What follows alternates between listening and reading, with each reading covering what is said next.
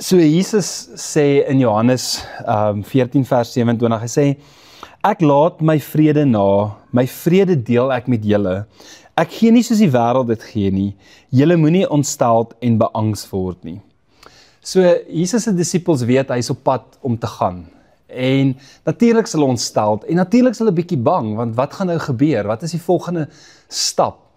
Dan sê Jesus, luister hierso, ek gee my vrede aan julle. En ek het nogals gewonder, hoe gee jy iemand vrede? Hoe gee ek my vrede vir jou?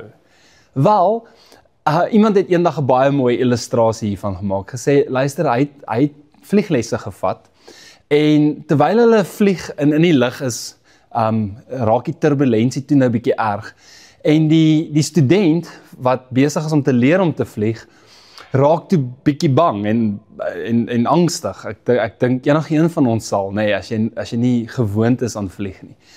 En hy vra toe vir sy instrukteur, luister hierso, is jy nie bang as die vliegtuig dit doen nie? Hy sê toe nee, die enigste manier wat hierdie vliegtuig sal val is as ek letterlik afgaan en ons tuimel na die aarde toe.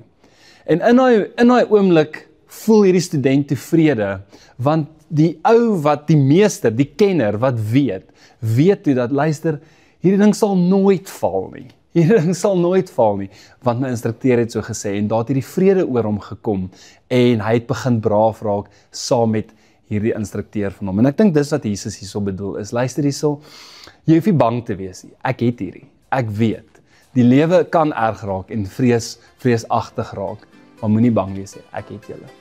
Cool julle, ek hoop julle het 'n lekker dag.